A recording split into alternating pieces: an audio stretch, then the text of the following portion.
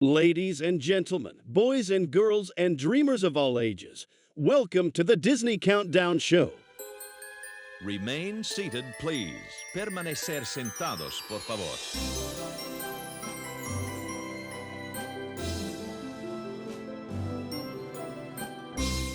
Hello, and welcome back to another episode of the Disney Countdown Show.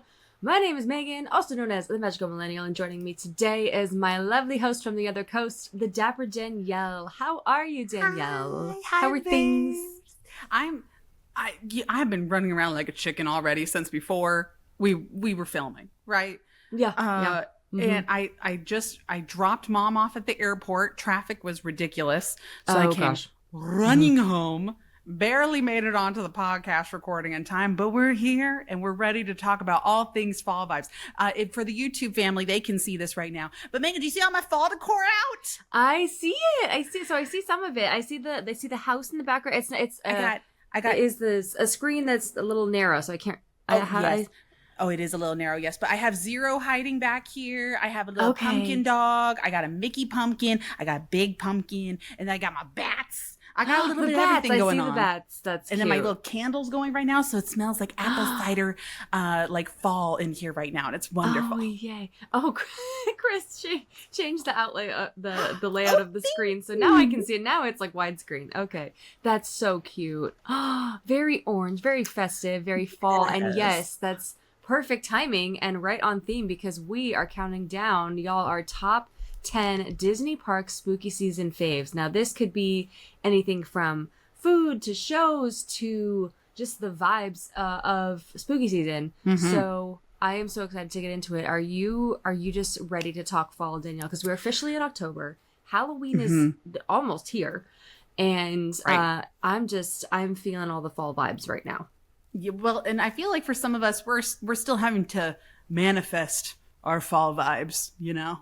I know for me, I think like today after we're done recording, this is really like, I literally just got this up and I had to wait until mom and dad were in town and they actually helped me get out my fall decor. And also mom was just here to help me write because I needed a momager to sit here and be like, you writing? Did you write words for the new book? Okay, good. And so dad was like, I need jobs. So he helped me do that. He put up some of my other stuff that I've been needing to do that I'm like, I'm too short, helpies, and helped me put some stuff up, which was great. That's nice. That is really nice and so cool. You had family there for a bit. That was awesome. Yes, but now so I will be manifesting my fall vibes. I'm thinking maybe a nice pumpkin spice chai today as I run around and do errands. And I have my little Halloween music playlist, which is mostly Aretha Kitt, and it'll be wonderful. Or Eartha? Is it Eartha Kitt? It's Eartha Kitt, and I just don't know why I say it the other way. It's I don't know. It's like how you yell at me for saying Autotopia wrong. I try not to let it get to me, Danielle. I promise you. Hey, you can let it get to you. You got to call me out on these things, Megan. Because you were, it was a context where you were like saying it in you know. It was last Halloween season. A fun. I think last episode we did bring up Autotopia, and you did say Autotopia, and I'm like, Megan, just don't.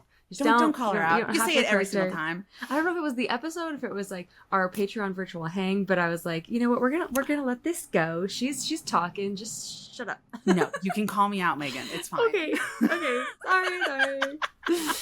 Well, y'all, again, you're seeing some of these antics if you're watching over on the YouTube channel, which thank you so much. But many of you are also following us over on the socials. So again, it is the Dapper Danielle and the Magical Millennial _ for our personal socials. And for the Disney Countdown Show, it is just that Disney Countdown Show on Instagram, TikTok, Threads. And then again, the YouTube family, you're probably watching over on youtube.com/countdown network. And that's where all of our sibling shows are as well, which is wonderful. Yes. We have a lot of fun over there on the socials. So we appreciate you following over there. We also appreciate you subscribing to the show and rating and reviewing the show. That is a way for other listeners to get on wherever they listen to their podcasts and discover us. So thank you so much. And of course, you can leave us a review on Spotify, now Apple. And you can also DM us if you want to on Instagram. That'd be the show Instagram, Disney Countdown Show.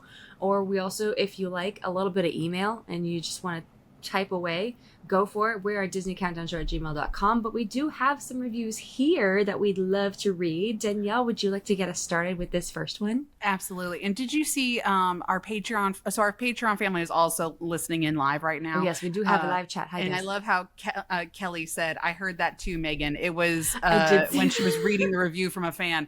So if there's another reference in here, I'm sorry. I will probably still read it wrong. So Kelly, then that means, and Danielle, I'm not trying to hammer this home, but that means that it was spelled. You were reading it and still pronounced it Autotopia.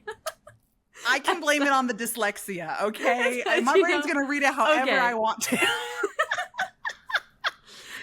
That's okay. Anyways, moving on. I don't think Autopia is mentioned in these reviews, but we'll see. You never know. We'll see. You never know. Okay. Or that now the next reviews that we're going to get, people are just going to throw it in there just for giggles.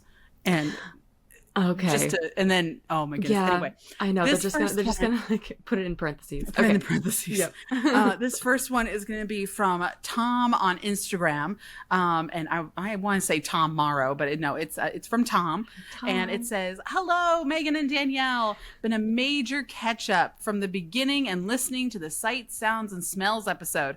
I couldn't help but hear Danielle's pick in Toontown about the aesthetic of the area. I actually have some inside information about this land from a coworker who also works construction. Oh, we do love a behind the scenes moment. His company was contracted to the foundation and the building of the majority of the area, and he had told me that when they were building Goofy's house, the Imagineers who were overseeing the project had told them to put the bricks off center to make it seem like Goofy had built it himself. Thought this would be interesting to you. Keep up the great work on bringing the magic every episode, Tom." I love that. Did you know that, Danielle? I think I had an inkling of it. And what's funny is that Disney Imagineers, when they do this, because they've done this in a couple other instances too, even in like when merchandise wants to do like the backwards Goofy watch, right? Like that was done in the 90s. And one of the reasons I've been told is that they don't want to do it now is that the manufacturers and the people that are in charge of making this can't fathom doing it incorrectly. So I cannot imagine the Imagineers going up to the construction people and being like, "Hey, do it wrong." Yeah. And then they'd be like, "Make it crooked." No, that's not how we do this. You're paying us to do it correctly. And they're like, no, we're paying for you to do it wrong. Have some fun, mess up, make mistakes. That's crazy. Yeah, I love that. I did not know that. I need to head back to Toontown more often. I always say this, that I don't really go back there during the day. I feel like you it's only go when I'm there. I really do. Or if I have somehow, Mickey Minnie's Runaway Railway is like a 10-minute wait or something, which, it can happen. October's probably not going to happen at all because it's very busy this month. But nope. I just never, I don't know. I need to pay more attention to the details, especially now that it's gotten its makeover since, when it opened again over 2 years ago now. But yeah, that's a really, really cool fact. Thank you, Tom. I love that. Yeah. That's great. And all right, we do have one more from Maylin. This is an email from Maylin, and Maylin says, "Hi, Megan and Danielle. So apparently yesterday was podcast day, and it made me realize that now is as a good time as ever to message and say that this is my absolute favorite podcast." Oh, was it podcast day, like a national holiday? Is that a thing? That's crazy. Was it, or was it just the day that our podcast releases? I don't know. Wait. Which it could be a national holiday every week. Of the podcast. I have to see, because there's a day for everything, you guys. There's a day for the most specific of things. Was it hot dog or corn dog day the other day? Something like that. Yeah, something like that. Oh, made me want podcast day, Danielle, is September 30th. Wow, it really was International Podcast Day. Who knew? Okay, yeah, well, Vicky thank you, Maylin. I never knew there was a podcast day. Now we all know. Look at us educating everybody. There's a day for everything. So that's pretty cool. Okay, well, thank you, Maylin, for bringing that to our attention. That's great. Yeah. And she says, "This is our absolute favorite podcast. Thank you so much. I had already followed both of you and stumbled upon this podcast last year while planning for a Disney World trip. Since then, I've binged every episode and listened to some multiple times. You truly make my Mondays so much better with every new episode. I can't thank you both enough for making such comforting and cheery corners of the internet with all your content and podcast episodes. Lately, I've been going back and listening to any Disney park related episodes and focusing on the Disneyland side because I'm planning my first trip to Disneyland. I hope to be there for the Lunar New Year Festival as it spotlights some of my favorite characters, Mulan, Mushu, and Meilin Lee. Yes. We have the same name. Do you know when they will announce the dates for the festival, or do you think I can assume that it will start on MLK weekend? Also, will 3 days be enough to do everything, even with the festival going on? I appreciate any advice you can provide this Disney Worlder. Thank you again, and keep making magic." Meilin, thank you so much for this wonderful, wonderful review, and I am very happy to help you with that question. So, yes, Lunar New Year will actually probably be announced. I think the dates will be announced in, gosh, the November. coming weeks here. Yeah, November is usually the time they announce it, like up until like the holidays are, we're getting ready for the holiday season. So that will come out. I believe you can assume that it will start mid-January. That is usually when it does begin. Because that's when they'll announce the Lunar New Year Festival and Festival of the Arts here at Disney World at the same time. Exactly. And that is when, because they do start, I want to say, if not the same weekend, then at least like 1 or 2 weeks apart. So that will come out very soon, and hope that you can plan your trip around then, because great time to go, first of all. I love Lunar New Year Festival. It's absolutely beautiful, and the food is really, really good. And I do think that 3 days, I will say that's probably the minimum you'd want to take if this is your first time, but 3 days is enough to do everything, like go on all the rides that are open. I will let you know that is our down season for rides. So like Grizzly River Run will probably not be operating. It's refurb season. And then a few other rides might not be operating because after the holidays, the rides going take down a downtime. for refurb. Something like that, yeah. Like the one of bigger the two. rides, there's usually 1 or 2 big rides that go down for an extended refurb. So just want to let you know, just be prepared for that. But 3 days will absolutely be enough time. You can do, 1 park each day, maybe a park hopper for the 3rd day, and just do your faves, or get to stuff that you haven't yet. But yeah, 3 days minimum is great.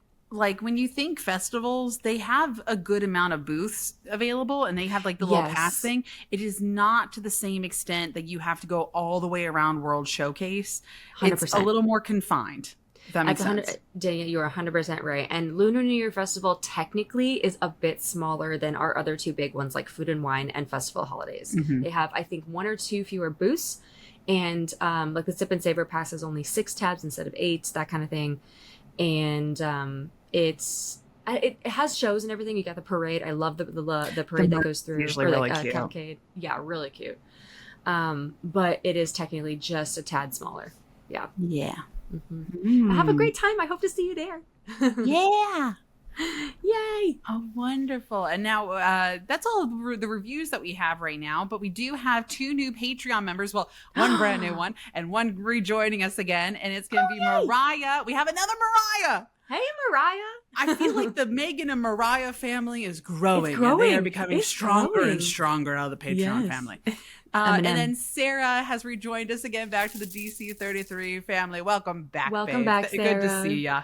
Yep. Good to have you back. Yay. Oh, wonderful, wonderful. But yes, if you guys did not know, we do have a little Patreon family going on, that we actually have our live audience that's hanging out right here for certain levels of the Patreon family. We have the Facebook page. We have a Discord. If you don't want to join the Patreon family, but you still want to get updates and notifications, you can join the free version of the Patreon family, or you can join the free version of the Discord channel. We got a little bit of things for everybody is really what it is. And we're also doing giveaways over there too. So make sure to go check those out. Yes. Yeah. And of course, you do get access to our fabulous bonus episodes where you get to hear the choices and the picks that just did not make our top 10 countdowns. If you're like, listen to these countdowns, you're like, where was this? What do you mean? Like if you know us, you've been watching our socials and stuff, and you're like, but what about this? It might be on our 11 through 15. So you get access to those episodes as well. And we do those every other week, at least after our countdowns. So it's a good time over on the Patreon, or if you're a paid subscriber, of course. So we do have the link in our episode notes, or you can search us Disney Countdown on patreon.com. And we are so happy to have our fam here. Thank you all so much for joining, listening live. Yay. And we already had technical difficulties this morning, so it was great. Never a dull moment with us. I'll tell you Never that. a dull moment over here. Yeah. No, but it's a lot of fun. So thank you all so much for being here. All right, Danielle. It's time to get down to what's been happening in our lives. And we want to start off with you because you've been so hyped for this. This was your Halloween costume.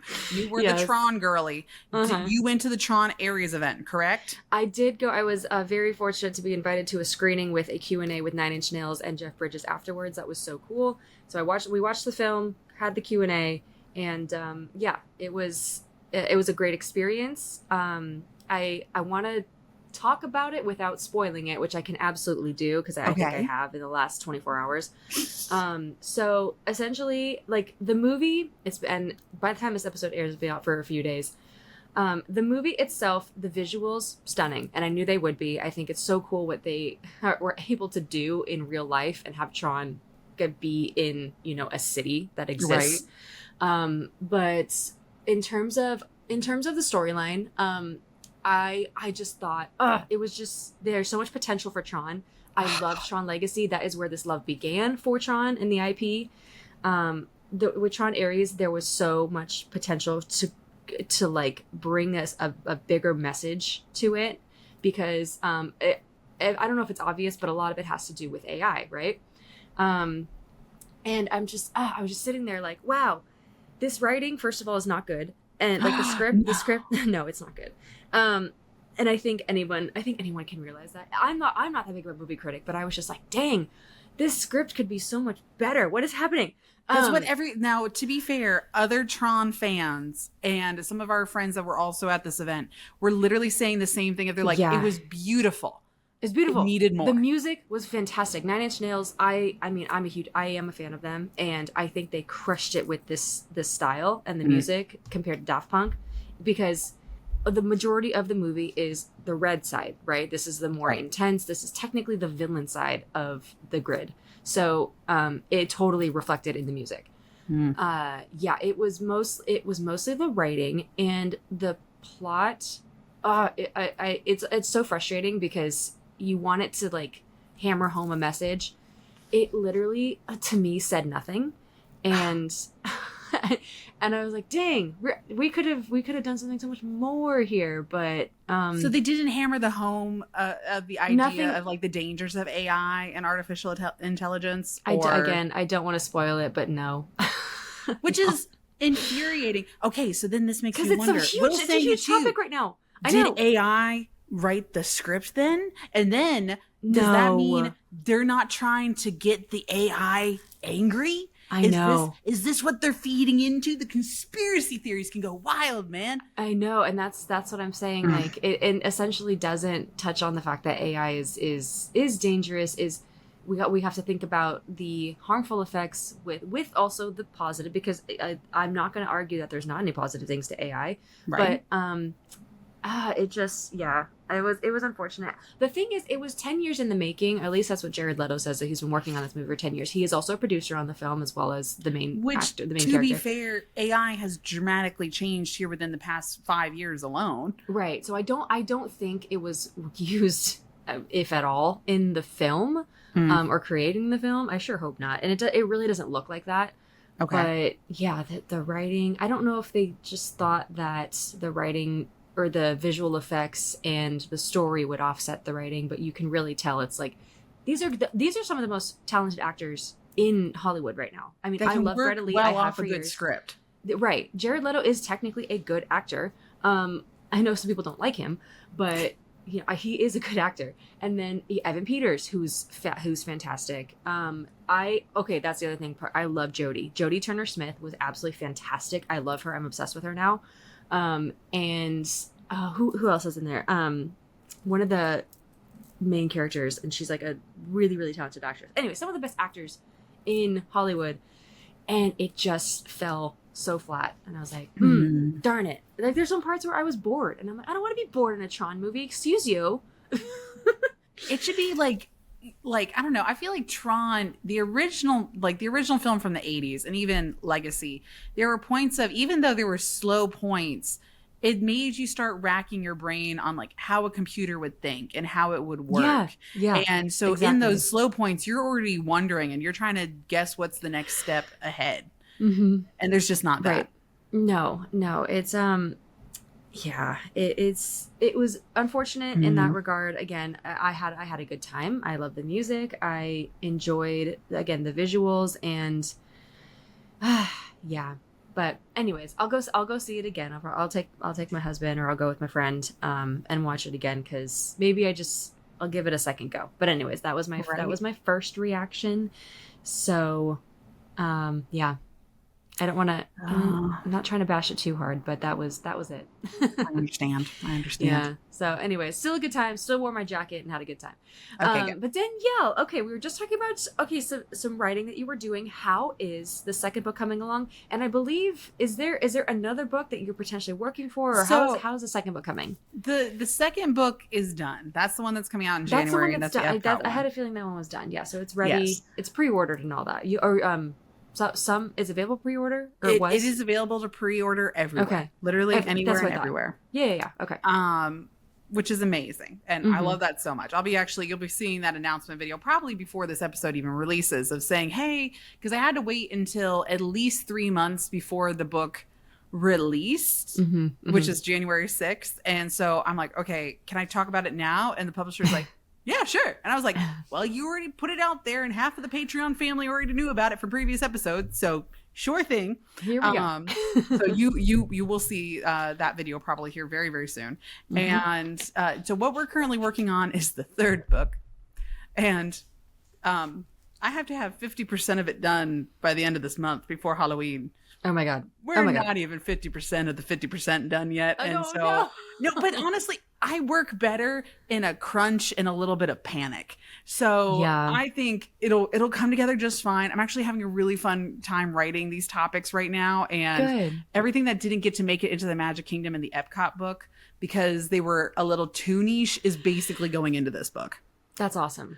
So I'm excited for it. Because it is more Dapper Danielle, not necessarily covering all this stuff at the parks, right? It is all Walt Disney World encompassing, not just one book. This one is not part of the series. The Epcot one is part of the I Love series. This one is going to be solely a random Disney things, Disney knowledge book by Danielle, which is going to be so much fun.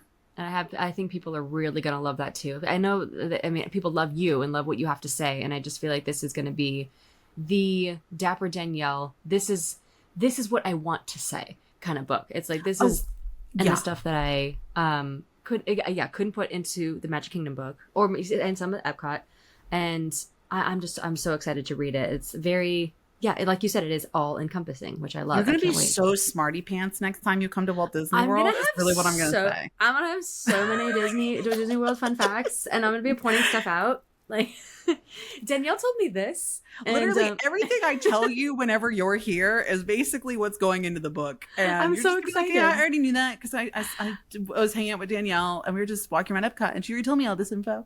It's great. I'm so excited. I'm that way in land sometimes, but I'm going to be that way in world, like on our family vacation, because my mom wants to go back. She's like, we're going to go in the new year. I'm like, okay, I'll hold it to you, and we're going to bring the cousins. Festival of the Arts. I know.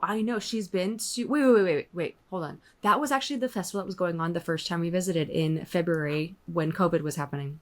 She has been to arts. Yeah, and she did love it. It wasn't... I don't think it was full-blown arts. I don't know if we did like a ton of stuff when it was going on, but it also wasn't fully back either. And no, it was the first one, right, back from COVID. Yeah. So that was but that was fun. And I think she'd love to see it now. It's been, we were still in Wall Land. The whole very front much wasn't in done Wall yet. Land, 100%. Yeah, so I think she would really love to see it now. So mom needs to go back, and we'll take the cousins and everything, my aunt, and I'll be the one pointing out all the fun facts and saying things you'll be tour guide Barbie. I'll be tour guide Barbie. Welcome to Epcot. Are they gone? Is everybody gone? Yeah. Good. No, I'm so excited. I'm so happy for you. I just love that we have so many. We've got your books coming out. Yes. First of all, Epcot's gonna be great. I can't wait to read that one. But like, I just love that this one's gonna be the Dapper Danielle, and I can't wait for it. Yes, and so and y'all, unfortunately, that book, it will be done by January. It will be done by the end of January. But that book is not releasing until September of next year. The publishing Okay. system is so weird. I don't understand how that works. I don't It's I like don't know. I know it's kind of like movies and books. I guess books don't take as long, but you gotta. It's like a period of, perfecting, getting it ready to distribute, which takes a long time. I don't Yeah. know. Unless they already have so many things slotted from the publisher of like, okay, this is currently in manufacturing. This is currently in You're printing. right. Okay, Yeah. we can fit her into this slot. We will put her in there. Exactly. There's just other stuff that they have to get out that's been piling up. So Other contracts. exactly. Yeah. Which again, it makes sense because movies do the same thing. They want to pick a weekend that is good for them to get people to the theater to watch their movie instead of another movie, right? I think that's Right. why they moved. There was the Odyssey was in direct competition with, was it Spider-Man next year or something like that? Yeah. And they had to move it. Yeah. So Oh, and maybe we'll save that for no. Actually, should we say? Okay, I'll mention it now. The fact that Zootopia 2 comes out at the same time as Wicked 2. are they on the same weekend? They're like in the same Thanksgiving weekend. Stop it. I didn't know that. And I'm like, wait. What? Who? How are you going to compete with Wicked? First off, and I mean the Zootopia. Zootopia 2 will do well. I think it'll do good. It'll do good. Wait. Sorry. Are you now I double just checking the wanna- dates? It's the same week. You're right. So, excuse me. Wicked is, it's just very close together, right? So Wicked is November 21st and Zootopia is the 24th. That's the same week. Literally, yes. I mean, Wicked is also releasing early to like the Amazon subscribers. So like, I think they get to That's see it almost true. like 5 days beforehand. Yes. Which is Amazon Prime. Make sure you take advantage of that from our Right. Wicked fans. Yeah. which is great. But also like the people that saw Wicked, they saw it multiple times. And that was just the first movie, Yeah. let alone I the saw it 3 second one. times. Yeah. Exactly. I don't know. Zootopia fam, I'm nervous for you because I want this to do good. I want it to do better than Moana 2 did. It needs to do better. Yeah, I think it will. I think there's plenty of Zootopia fans out there. I think with the kiddos out of school, I think people will go. They'll go to the theater and watch it. I'm gonna go. I want to see it. I'm excited. The new song came out. Looking forward to it. I don't know if I've listened to the new song yet. I think it's called Zoo. It's Shakira's new song. Yeah, it's cute. It's cute. Okay, I'll have to look it up. Mm-hmm. But I did not know that. That's pretty crazy. Now November's we're gonna be a great also month. in the Halloween mindset. Mhm. I still have more costumes that I need to go through. Like I feel like I've done very Yes. good this year. I You did the really Charlotte have. LaBeouf. Yeah, and that looks so good, and I was so happy you got to dress up as her because she's your girl, and you Which- looked so good. It Which was I amazing. tell you, I loved that costume, y'all, and I did get it from HalloweenCostumes.com. The captain, the one I got of Captain Amelia from Treasure Planet also was from HalloweenCostumes.com. I will say though that the Charlotte costume was held on together by hot glue by the end of the night. Oh no! Which is very unfortunate. And there is an email going out as feedback to Halloween costumes to be like, guys, first off, this was not tight on me. I had room to breathe. Okay. And I had plenty of give. It was moving around just fine. But that material and the seaming, there's not additional, like, it's not an additional layer because it is just a Halloween costume. It's just one layer of fabric for the top corset piece. And it needed a second layer to hold it together because literally the threading was pulling at the fabric and eventually every seam popped. And I'm like, how is this possible? And luckily like I said, my family was here. So mom's like, I could try to sew it together. And I'm like, nah, get the hot glue gun. Bring it to me. We just glued it right there. And I was like, it's good enough. And then back into the fray. And then jumped out there again and went to the little Halloween party. Luckily, it wasn't like, let's just say it wasn't cosplay competition ready, but it was TikTok efficient. So it worked. It was definitely TikTok efficient. The people loved it, and we're just so excited that you got to kind of be your girl for a night. That it looked great. Yes. Now, do you have any other Halloween costumes in the prep, or are you kind of like the No, I'm kind of the Halloween costume side's done. I'm ready for the Christmas costumes. I know, right? I'm ready for the Christmas one. No, I'll get something together for actual Halloween because we do have a party to go to, and I'm very excited. But I think I'm gonna go, like, because I was Lady Deadpool last year, Yeah. and I feel like I want to do something extra silly. I'm not sure what it's gonna be yet, but I want to be silly. I don't want to wear a bodysuit anymore. I'm done. No. You're like the Tron one, too confining. I had Too hot glue confining. stuck to my body. I don't want this no more. I felt like my shoulders, my arms are gonna fall off my body. I was so uncomfortable. But I definitely want to. I don't know. I want to do something like extra fun and silly. So we'll see. We'll see. I believe in you. You got this. You got this. Thank you. Appreciate you.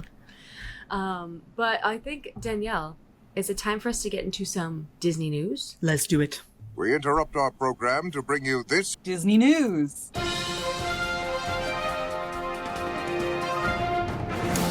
Megan, have you been watching Dancing with the Stars? I have been watching clips of Dancing with the Stars. I was mostly because Momager was here and she was like, don't look at the TV, don't look at your phone, put it down. So I haven't really seen much of anything except for maybe a clip or two of Dancing with the Stars.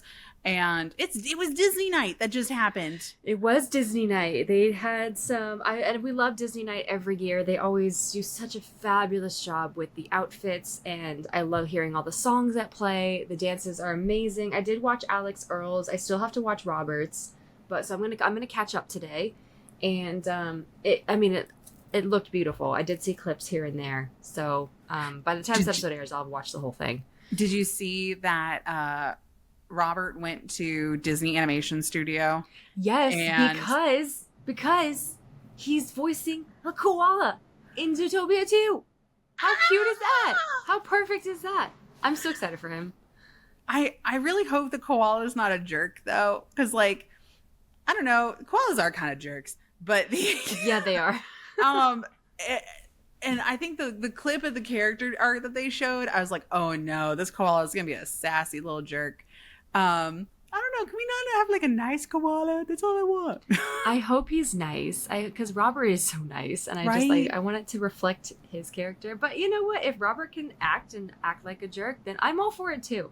I'm all for people having fun with their roles. You know? Right, that's true. Because indeed koalas, and actually everything in Australia is a jerk. So every animal wants to kill you. Yeah, Like, literally, so yes. even the koalas. And if you haven't seen an angry koala, I'm gonna need you to look that up on YouTube as soon as you can, because they are mean. They look like tiny little stuffed animals on the trees. No, if you get in between them and their eucalyptus leaves, they will just want to rip your face off. So, yeah, Australia's fun. It's always fun down there. Which, when I was down there, we did see quite a few things that are supposed to be mean in nature. Like we did see with the giant birds, and I totally forgot its name. You can find them in Northern Australia. Oh my God, what's it? It's a dinosaur. It's huge. We did see one of those, and we did see the second most venomous snake in the world. Ooh. And then, yeah, from a distance, that was crazy. It's very black. And then we also, we did see a huntsman spider. That I was trying to avoid the entire time, but we did see a baby huntsman. And when I say baby huntsman, it was larger than the size of my hand. Just sitting right outside our van that we were taking. Yeah, that was really, really fun. But the huntsman apparently is actually helpful. It's a helpful spider. It doesn't want to hurt you. I don't believe that. It's just massive. So yeah, but anyways, Australia's fun, and I think Robert Irwin is one of them, an absolute delight. He is a joy. So I am rooting for him this season in Dancing with the Stars, and also rooting for Danielle Fishel from Boy Meets World. Ah, yes, Topanga. Everybody loves her. So super fun. But we do have some news coming out of the West Coast over here. Danielle, I don't know if you saw this. I don't know if you're like, a little jealous at all. But we did get Partysaurus Rex. He is available to meet now at California Adventure. Rex came out as a meet and greet, I think, earlier this year. And now he's all dressed up in his Partysaurus vest with his little hat on and with his stuff around his neck. And he's so cute. And I'm going to try to go over there today and meet him. so I can get a little picture of Parties, Wars, Rags. The what's funny is that this costume was also created for basically Typhoon Lagoon and the H2 Glow parties, right? Yeah. And yeah. he'd be DJ Rex up there on the stage, and they'd be like, "What up, fishes?" And it was adorable, and I love that short. It is one of my favorite shorts. He is very cute. I think he's so fabulous. cute. And I love how confused people are by him because they don't know what short he's from because it is very niche. It is very niche. You do have to look it up, I think, on Disney Plus, because no, he is not in the films at all, but he is in the shorts, and he's become a big thing. He's become a big hit with the Toy Story people. It's so funny watching him walk out, though, because his tail is so long. He enters on stage. He has to the cast member is literally taking his hand to lead him out. And there's another cast member having to watch his butt basically to make sure he doesn't hit anything or anyone. And it's kind of cute. 5 feet behind him. Right? He needs like a 5-foot clearance because of the tail. Yeah, seriously. Oh my gosh, that's so funny. But you gotta have the tail. It's part of the thing. And that's true. That's like a thing in the movies too, where he like turns around and hits stuff and whacks stuff over. So that's kind of funny. Right? Yeah. Oh, I love it. Yes. Now there's in the publishing world, Disney Studios has suddenly acquired the rights to a book called Impossible Creatures. And it think of it kind of like its own saga thing, I guess. I need to look this up. I would be actually very interested in this. It is one of the first UK children's authors since J.K. Rowling to simultaneously reach #1 position in children's books charts in both UK and the US. I think that is very interesting. I'm going to have to look into this, but it looks there's dragons involved. There seems to be some other magical creatures involved, and I think this is very cute. These I guess a couple other movie studios have been looking into Impossible Creatures as a must-have Hollywood property. And I wonder if Disney here I'm reading the article some more. It says the finalists to compete for the rights to this film were Disney, Warner Brothers, and Netflix. And execs from all three headed to London this summer to lay out their visions. And for Disney, the driver behind the deal was David Greenbaum. I'm reading who this is. Okay. I don't know. I'm not sure. I'm so bad with my president names. of Disney Live Action and 20th Century Studios. Oh, I didn't know that. Okay. I don't know. It'll be it will be interesting to see how they use this. Now, honestly, they get the book rights, right? We probably will not see anything come about this for another 5-10 years, if that.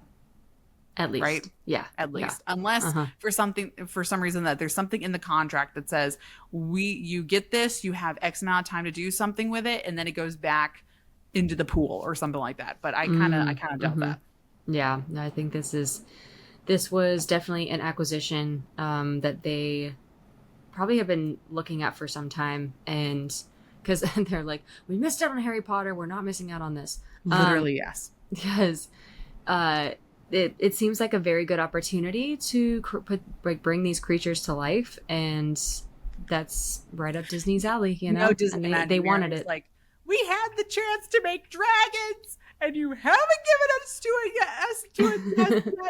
We have little BDX droids, but we want more. And yeah, they're doing it because they want to have fun dragons. Yeah, literally. Yeah. Yes. No, it's smart, very smart. So that's exciting. I did not know about this series, but now I'm very intrigued. Right? Looks real good. Mm-hmm. Okay, well, it's looking 4 million copies worldwide. Yeah, we gotta check it out, Danielle. Oh. But we finally have explanation on why Storybook Canals have been closed for so long. Because you saw the walls up, right? Yes. I was very... Dapper Mom was very salty that she didn't get to ride Storybook Canals with the baby. I know. It is one of my favorites in Fantasyland. But you guys, it's for good reason because, yes, Rapunzel's Tower is coming to the Storybook Land canal boats. and it looks so good. Where it's placed is in front, actually towards the end of the quilt that the giant lays down on. So right across from like the Peter Pan's park, the Neverland Park, or sorry, it's a park in London that goes right in the center, and right before, I think is that Cinderella? No, it's not Cinderella's. It's I forget whose cottage that is. Anyway, it's before Arendelle, essentially. Because they're both German. Right. So exactly. This is in the same, as we know, the same kind of area as Arendelle is. So it's right before it. And it looks really good. And I'm really, really excited to see it in person. Apparently there's little hints of Flynn Rider kind of running around or making his way to the tower as you approach it. So very intrigued to see what that's about. But yeah, that is the reason for its closure. And I don't think they announced any sort of opening date yet, but it'll be back soon. Which is funny that they added in Frozen first before Tangled, right? Frozen, it is interesting. No, you're absolutely right, because Tangled did come first. So I think they had more of an opportunity with both the Castle of Arendelle and Elsa's Ice Palace to make something big. And then, I don't know if because they hadn't made any major adjustments in a long, long time. No. Until Frozen. No, now that I'm thinking about it, they really didn't. So that was the first major addition to the ride, and now they did that. They're like, oh, we can add more. So now they've built in one of the most popular movies as well, another princess movie. Excuse me. Very nice. Because a lot of these little miniatures have to do with the Disney princesses. So they're like, we need a Rapunzel one, and I'm like, I agree. She is nowhere to be found in our park, so put her in there. I love that. It's great. It's gonna look so good. Okay, Megan, this is really for you because I don't drink cold brew, but I know you do. Okay, I will talk about it. So you guys, there's some new themed cold brews coming to Disney World, and they look really good as I'm pulling them up right now. So this first one's called the White Rabbit. It's going to be at the Cheshire Cafe in Magic Kingdom, and it's going to have white chocolate sauce, raspberry cold foam, and it's topped with raspberry powder and a chocolate piece. And it's got the chocolate piece is, of course, the White Rabbit running late. That's a little image of him. That sounds good. I don't know how I feel about raspberry in coffee. Was that raspberry coffee? I don't know. Out of some of the flavors, like the next one I'm kind of intrigued by just because it has lavender in it. But I think if I was looking at additives to certain drinks, I don't mind raspberry flavorings. Right? I guess you're right. It can be good. I don't know. I always get weird about the fruit and the coffee because I'm like, really? You're mixing tart with like bitterness. I don't know. Okay, I just that's don't know. true. Yeah, sometimes it can leave not a great taste in my mouth. But this one is a little sweeter. The next one is the honey lavender cold brew, which is going to be at the Golden Oak Outpost in Magic Kingdom. That has honey lavender cold foam, honeycomb toffee, and a sugar candy piece. So that looks pretty good. This next one, though, is probably the one I'm most excited for. This is the Epic Cold Brew Spooktacular, which is going to be at Epic Eats. This is Indiana Jones themed. It has a little hat on top. It has his hat. And it has the vanilla flavored Joffrey's Cold Brew, cookie butter cold foam, and the promise of great treasure. That's hilarious in that description. I love that. I think it comes literally with a chocolate piece of his hat. It's his hat. That is amazing. Come on. That's adorable. We do have another one at Epcot, which is going to be at Kringla, which I think that's the Germany. No, is it Norway or Germany? Yeah, no, that's Germany. It's next to Germany, where they the school bread. Or no, this is going to be is Norway. Right? Yeah, because the school bread is there. School bread is there, and that has vanilla custard cold foam and shredded coconut on top. And then last but not least, we have the ube cold brew. I think I tried a similar one to this. This is a kind of a part of their flight that they have right now. Yes. But you didn't love this one, right? No, I loved it. I finished the entire thing. This one and the matcha were my favorites. But this does have ube sweet cream on top, and then has butterfly pea tea whipped topping. I think that's what makes this different, is that whipped topping, and then the freeze dried raspberries. And the blue. Yes. And it looks gorgeous. I love my Satu'li canteen, so that's where that will be. Makes me so excited. Even though I don't live there, it makes me excited. Cold brews coming. Y'all will be living our best lives here very, very soon. I'm excited for you. Go enjoy it for me. I cannot wait. I'll be trying to make my way in December, and I'm going to get all of these. Yay.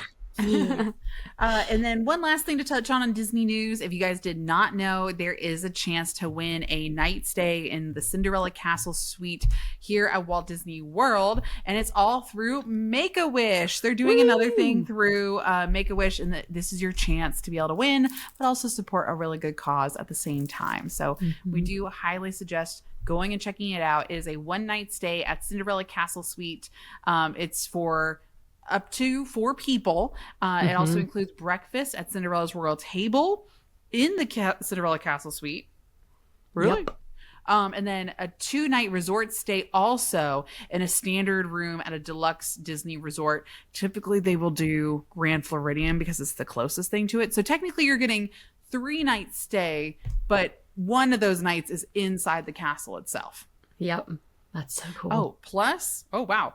And then up to 4 for a 3-day theme park tickets with Park Hopper and an additional $500 Disney gift card for the winner. And round trip airfare. Wow. And includes your airfare. Everything. This is your grand deluxe Disney World vacation. And of course, it is for a good cause with Make-A-Wish. So definitely go check it out. This is, I think you can go to makeawish.com.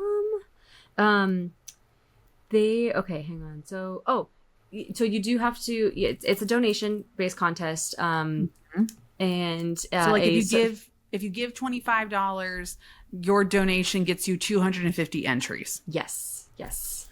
Which is nice. I think it's worth it. It's totally worth it because you could win one of the most exclusive. It's the only way to get into the suite. This is the only way. You have to win something. Yep. Or get invited somehow. I don't even. That rarely happens. If one of our followers just happens to get a night's stay, Megan and I, we can make ourselves available. I'll be available. We'll be available. We'll slide into our DMs and say, "Hey, you guys want to go to Cinderella's castle?" We'll be like, "Sure, why not?" Just casually. If you insist. Twist our arm, why don't you?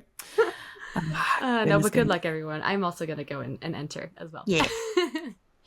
All right. Well, I think it is time for our fabulous Game Master Chris to come into the studio here. Chris, are you there? I am here. And of course, I've got a game. Yeah. We're going to be playing another fun one that people love. I love doing it, and hopefully you do too. It's Disney Taboo. It cost $8,000 to be able to play that on the podcast.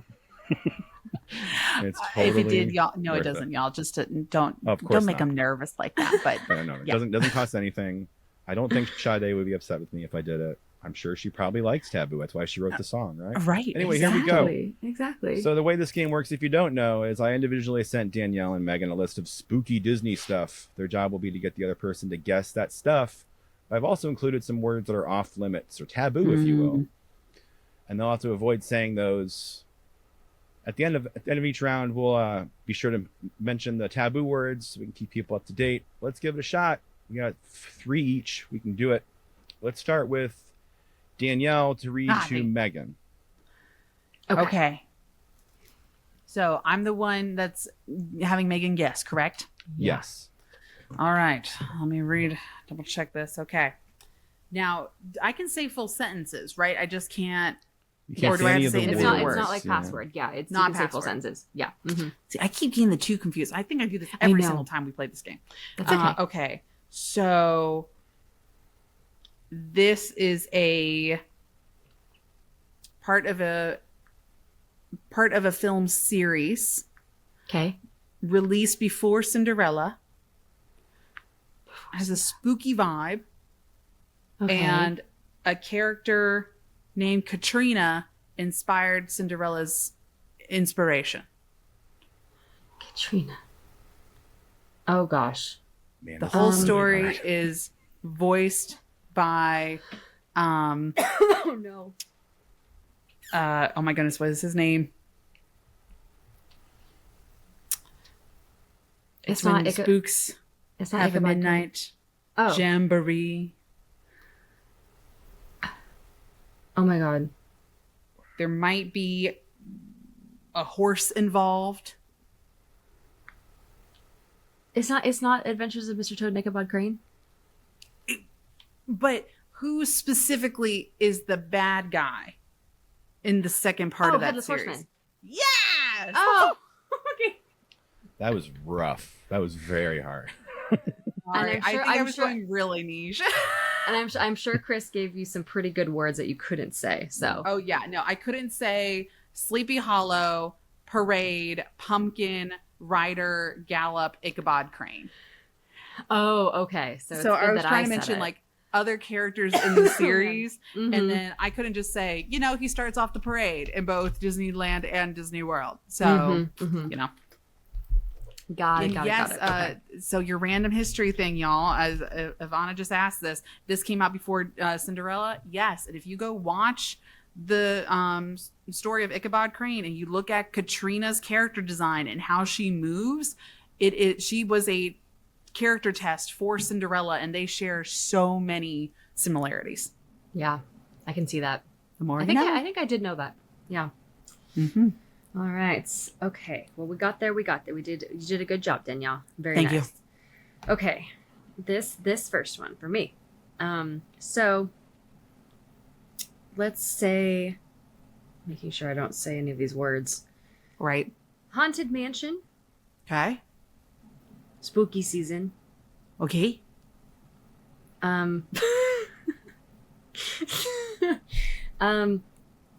He's a pet. Zero. Yeah. Good job. Yay!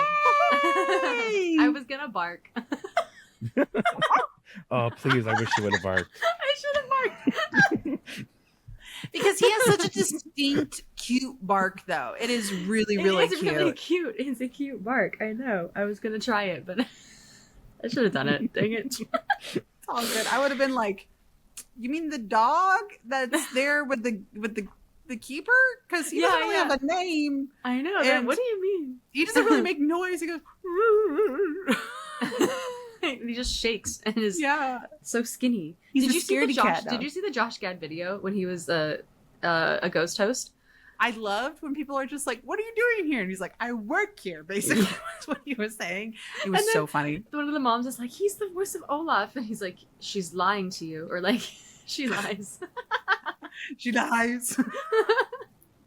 He was. I love that. He's so the kids funny. are like, "I Oh, don't yeah. believe you." I don't believe. Yeah. That was funny. All right. Okay, So next one. Next one. Mm-hmm. Did you say what words you couldn't use? Oh yeah. Oh, Ghost Dog, Jack Skellington, Nose, Yeah. Pumpkin, Companion, Nightmare Before Christmas. Oh, so like most of the key phrases. So good Yeah. job reverting to the Haunted Mansion phrasing. That's pretty good. Thank you. Okay. So this one is going to be disembodied head. Oh, the Hatbox Ghost. Similar, different ghost. A different ghost. Serpents. Oh, spiders. Madame Leota. Ah, there you go. Well done, well done. That took way too long. I should have got that. That's okay.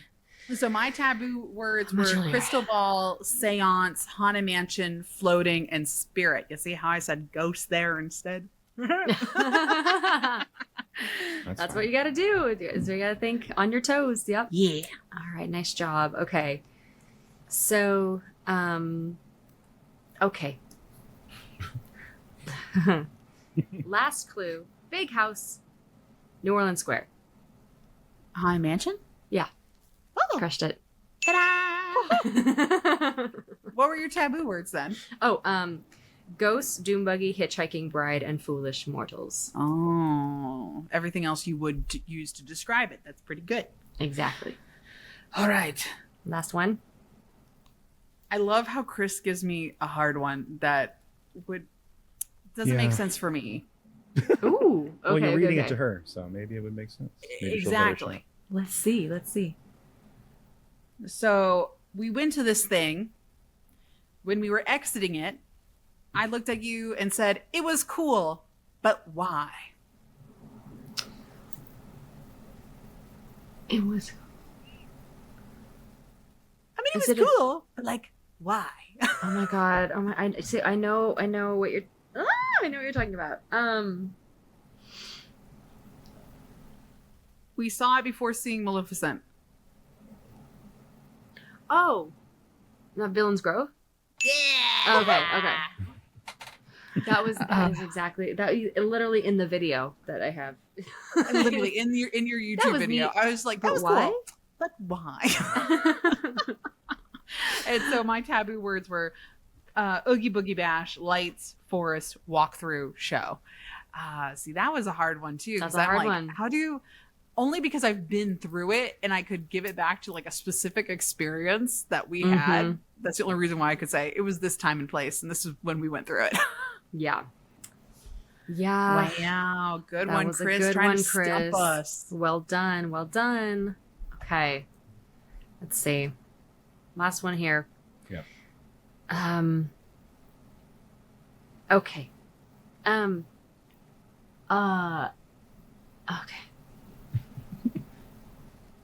Good to be bad.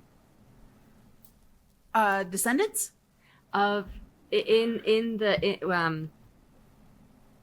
Mickey's Not So Scary. Oh,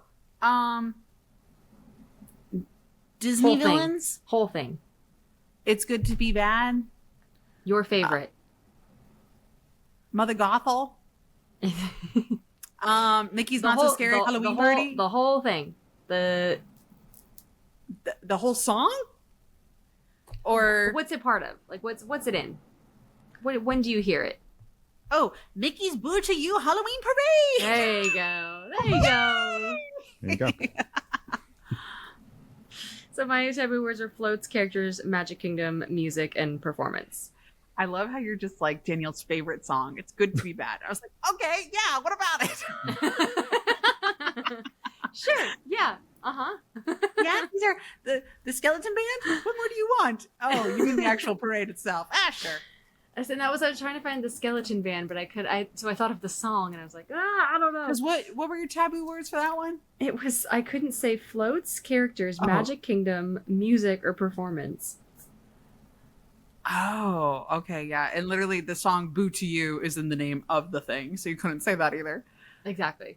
Oh, Yeah. okay, that does make sense. Yeah. Cool. All right, Always well, fun thanks, to play that. Chris. Thank you, Chris.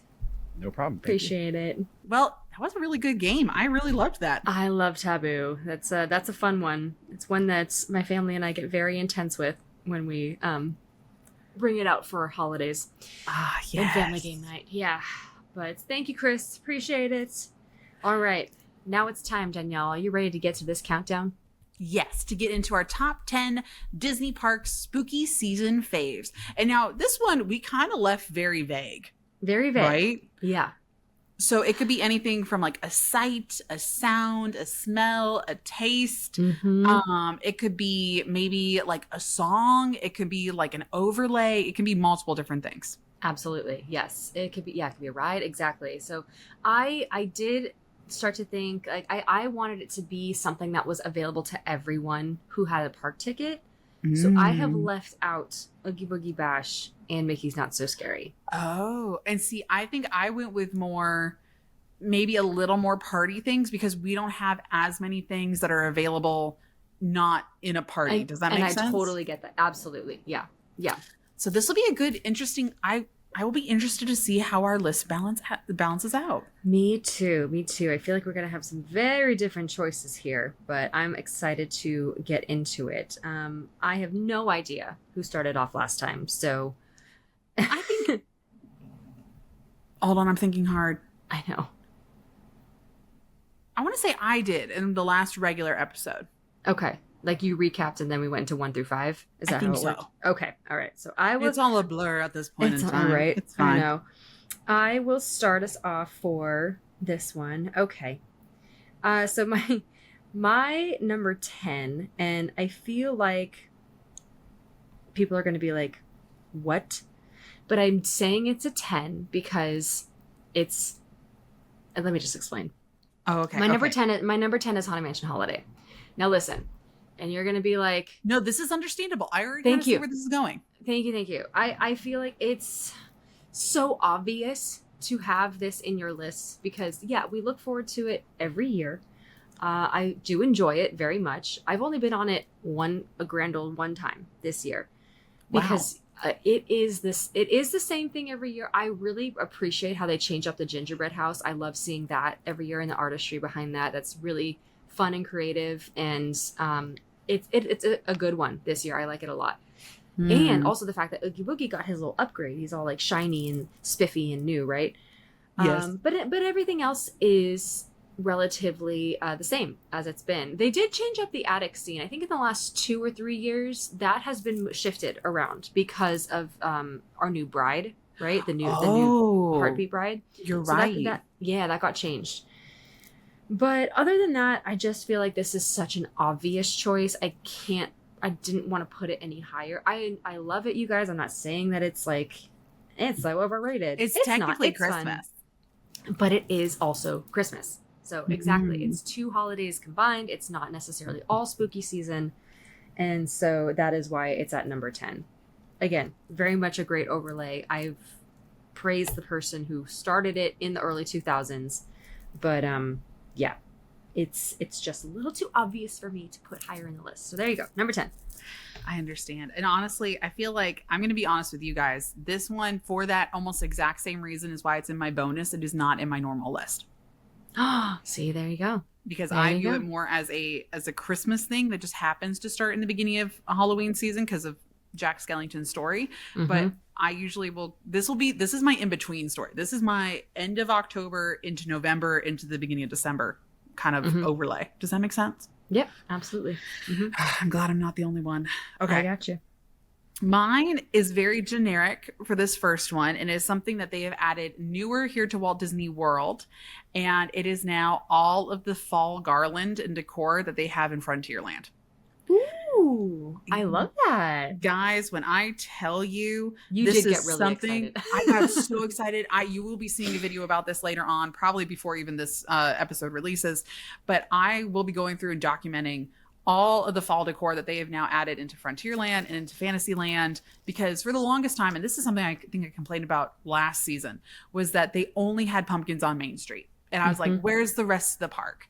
But this is also making me very hopeful that maybe we'll have more Christmas decor later on too. Probably. I'm manifesting this. We'll see. Yep. I am manifesting it for you as well. I love that they've added more decor around your park because I know that, especially during Halloween, Christmas, I tend to step up their game, but especially during Halloween, I felt like there was just usually not a lot. At least not only on Main Street, really. Right, compared to how much they do over in Disneyland throughout the entire park. Yeah, exactly. And both parks. Right. Yeah, it's a good one. I know you did get very excited about that. That's awesome. Yeah. All right, my number 9. Oh, okay, we're moving to food, everybody.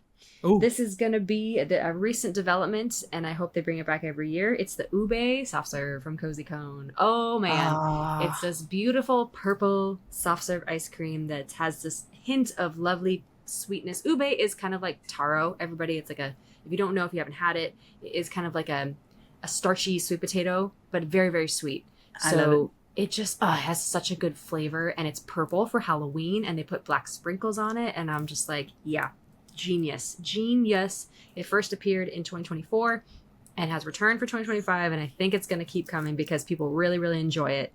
And yes, you can get it swirled with vanilla, which is one of my favorite ways to enjoy it. Ooh. So it's delicious. If you're ever here for Halloween season, definitely place a mobile order for it, because even if you don't like ube, or if you're not like, you don't want to branch out and try something a little different, no, I promise you, it's so good. Okay. Yeah. Okay. So my number 9 is going to be, okay, this one's a little more generic. It is going to be the fall set that the Dapper Dans do in both Disney World and Disneyland. Yeah. And they do a little more like Headless Horseman song. They do some more of like the fall aesthetic songs, like the like they do a lot during the Halloween party, which is I consider them separate groups. Cadaver They are. Dans are separate from the Dapper Dans. Cadaver Dance. Yeah. So specifically the fall Dapper Dan set, and they switch over to their fall stripes. It's like orange. The brown, the orange, and the yellow. And I'm like, oh, you guys are so cute. And I love it. So mostly just fall Dapper Dan vibes. Oh, that's a good one. I definitely have stopped and watched them do their Grim Gritting Ghosts a few times. It's so good. They're fantastic. Yeah. We love our Dapper Dans. Good one. Definitely on those days, or like towards the end of the day when the sun starts to go down a little bit and they come out. That's a great time to watch them. And I'm just thinking about the vibes it's like at the time. It's great. The sun setting aesthetic, and especially with all the Halloween decors kind of come on a little bit. The characters are still running about, especially in Disneyland, in their fall outfits. So cute. Usually it's the time the crows that come out during. And you're just like, oh my goodness, these animatronics, they're so impressive. Nah, that's actually the wildlife. How did they train all these crows to come overhead and Disney magic? Right around sunset. That's crazy. Yeah, no, it's funny. We have our crow season and it's coming up very soon. They'll be back. Oh, there you go. All right, my number 8 is going to be another overlay, and this is Monsters After Dark at DCA, the Guardians of the Galaxy Mission Breakout overlay for the Halloween season. They took away Ghost Galaxy. Monsters After Dark was going on at the same time as Ghost Galaxy for a period, but they said, nah, we're just going to do one spooky thing for you over at DCA, and that's Monsters After Dark. It is pretty creepy, and the song that plays is the same every time. It's the very screamo, metal Monsters After Dark. And I like that it's a fun continuation of Mission Breakout, right? So Rocket is still in the room as you enter and you get your little safety spiel and everything. And he's like, wait, you're supposed to leave. And he's like, no, wait, you can help me. Don't get out of here. And so... yeah, and everything's just like dark and scary, and there's red lights everywhere. Oh, even the vests, the costumes change for the cast members, so they're wearing like these messy. I don't know if it's blood or something that's on their vest, but it's there's like splatters all over their vests. So I think the theme, it's very, very clever, and it's always a good time. I don't know I think the drop sequence is the same every time. So once you get to the Monsters After Dark period, which starts around 2:30 p.m. every day, I think the drop sequence is the same every time because it varies with your song before that. It's only one song for Monsters After Dark. One song. Yeah, so it's I the don't same think I all realized around. that. I thought it was at least 2. No, it's just one song. Yeah. Interesting. So which no isn't more. bad. I mean, it It's kind of not bad. spices it up a little bit. Yeah. You can, if you go on before that, you get your normal Mission Breakout and see what song you get. But for Monsters After Dark, you do know exactly what you're getting. So that's kind of the trade-off. Yeah. Okay. Fun. Fun. Okay, I'm trying to decide if I want to keep these in my... there's so many things that I look at these and I'm like, oh, but that's a good one. No, that one should go higher on the list. But then... Funny enough, I don't have any food on here. I'm looking at my list and I don't really have anything food related.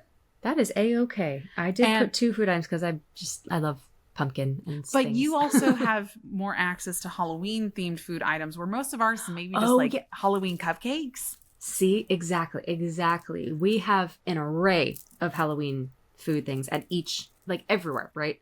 So that makes sense. That totally makes sense. And that's where our list will differ. That's okay. Mm-hmm.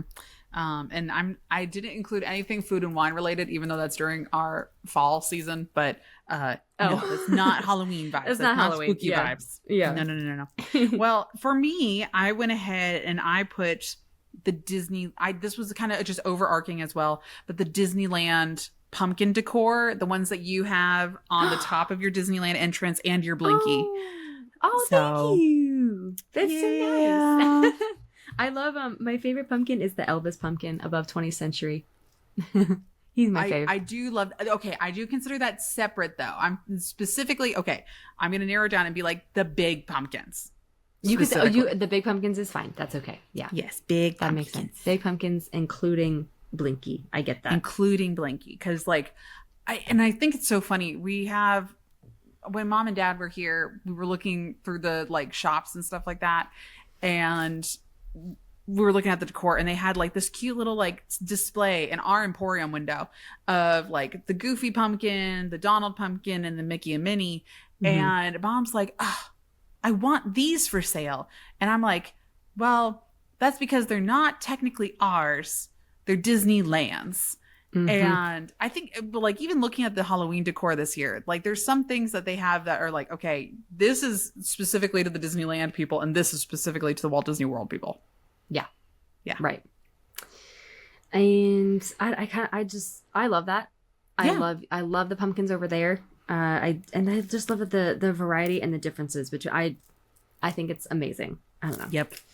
And I love your wreaths, or no, yeah, you have your wreaths. We have just these banners and stuff, but you have the wreaths, which I love. Okay, yay, good one. Let's see. Oh, my number 7. So this is a interesting choice, but I just decided to list it down. So basically, it's a time period. It's end of August, first week of September time, because the crowds are some of the best you will ever see during the year. Accurate. We do, and that is when our spooky season starts. It didn't start until like after Labor Day years ago. Now we're starting in August, right? Y'all are getting hyped to the Disney World train. Yeah, exactly. You still get Halloween now, plus all the kids going back to school. So you have this wonderful combination of, wow, the parks are dead, and also Halloween's going on. So that is just, it's this wonderful time. Again, it's only like a week or so where you really get the empty park feeling, empty-ish park feeling. Yep. That used to happen a lot more before COVID. Doesn't happen very often anymore. Nope. But yeah, that's just some of the weeks that I love the most. So that was the time I was out there right when it started in the beginning. And I was like, this is delightful. It won't be like this here in the middle of spooky season. I'm glad I'm experiencing it now. Exactly. You did come over here at a very good time. Oh yeah. And that's one that I recommend to people who are like, when are the crowds the lowest? I'm like, listen. When school starts, it's definitely helps us out. So yeah. That's my number 7. Okay. And even like speaking on that for Disney World, this time right before Columbus Day or Indigenous Peoples Day and the like end of September is fall break for a lot of northern schools. We have been crazy busy. When we were in the park in Magic Kingdom, most things were over an hour. And I was like, oh, wow. What is going on? Dad was like, he's like, this isn't a holiday weekend. This feels like leading up to Christmas time busyness. And I was just like, yeah, it's a school break. Like it's don't come during this time, no moas. Yeah, that can get rough. But yeah, it's God, was I ever there during that? I don't think I've ever been there during that time. No, I have. Before my 25th birthday. Yeah, so but okay. But on the flip side, literally the exact same time period I was saying over in World, there was nobody there. Like I walk on for Expedition Everest. So I was up until leading up to September 3rd, the day that I left. It was empty. Yeah. So I could work for both. I'm just saying. I could work for both. Just letting you know. Is it as hot as Blue Blazes? Absolutely. Absolutely. Yeah. But you won't be waiting in line as long. You pick and choose your battles. Which one you want? Which one? Exactly. Exactly. You can't have best of both worlds. It's not a Hannah Montana moment. That's what it is. I know. Okay, what number are we on? Number is your 7. My 7. Okay, yeah. My 7 is actually, he was just part of my taboo words, but it is the Headless Horseman.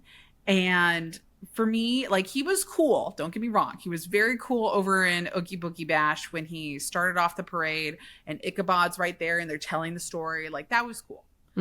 However, in Disney World, at the beginning of our Boo to You parade, they say, the Headless Horseman is on the way. And then they play this eerie, spooky music, and you hear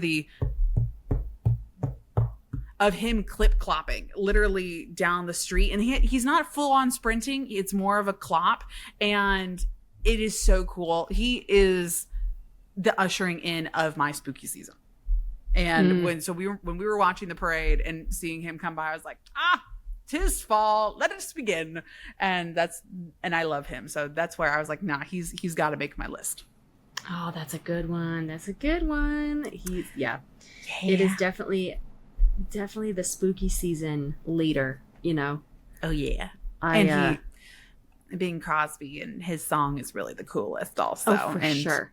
Uh-huh. I mean, I talk about it every single episode. Y'all, if you do not have K-Star's version of Headless Horseman on your Halloween soundtrack, you're doing it wrong. Just add it now. Just add it now. Add it now. Yay. I love it. I love it. Okay. Oh my gosh. And okay. So, well, first of all, thank you all so much for listening to this countdown, to this episode. We appreciate you being here. And we are coming at you with 1 through 5 next week, all things spooky season, at just, to really bring some Halloween vibes to you. Okay, my number 6, this is hilarious, is also the Headless Horseman. We were so close. We're so close. Okay. I had to bring up, at least an icon in the parks, and he is technically the icon of DCA. Like, there's Blinky over in Disneyland, and then we have the Headless Horseman. Statue that scares the crap out of me when it has the lightning sound, and I just about jumped. It's loud. They got a big old lightning sound. We've got the laughter, the horse neighing and everything, and a little bit of fog comes out of the head, which is kind of crazy. The horse's eyes glow. I think that statue's so cool. And it is a photo op spot. There is a photo pass cast member there, usually taking pictures. Always has a line. And it looks so cool, especially at night. I think it looks the best at night when all the lights are up and it's like the purple trees and are eerie. purple. So yeah, of course I do like when he leads the parade in Oogie Boogie Bash and Boo to You. He's on both coasts. So yeah, he had to make my list, and there he is at number 6. Oh, I love that he made both of our lists. Me too. That was great. Okay. Well, my number 6 is a Disney World item, and this is going to be over in our Main Street area. When you enter into the park around where the flagpole is, there are these like scarecrow cast members with pumpkin heads, and they are decorated to different characters you would see on Main Street. There's one dressed in the confectionery, and she's holding a bag of sugar that's leaking, and the one's the mayor. I think the other one is a cast member from the Emporium. And oh my gosh, I think they're so fun, and I love that it's a Halloween item that specifically calls out the cast members, and that just makes my heart glad. They've been there for quite some time now, and they're very cool. I think they're fantastic. I love them. And that's such a good choice. So yeah, that's one of the Main Street things I love the most at Halloween over there. That's great. Yay! Well, all right. Good start to the list. I'm in the mood for something, a chai something, and maybe a pumpkin something. Maybe I need to get some candy. I need some candy. Yes, get some candy. Get your pumpkin, all things pumpkin going. I kind of want one too. I'm not gonna lie. I'm gonna get a pumpkin coffee of some sort today. Really, it's y'all happening. Think that we're doing this to get y'all in the spooky season? Nay. We're doing this selfishly for ourselves to get us hyped into our own spooky season. As we reflect on these thoughts, we're like, oh, that does sound good right about now. And I'm sorry for those of you that do not live close to the parks like Megan and I do, where we can now just go, this was a great idea. Heading into the park now. Let's head over there. Yeah, I'm sorry. Jealousy. Don't mean to do it, but the secret's out. Yeah. Well, thank you so much for joining in this episode. Again, we have our 1 through 5 coming at you next week. Happy Halloween. And until we see you next time, have a very magical day. And night, sleep tight, dream of churros tonight. I can't really do a scary, laughy voice, because I'm like, oh, that was funny. And then I just do the normal laugh. And I'm like, dang it, I ruined the mood. No, it was great.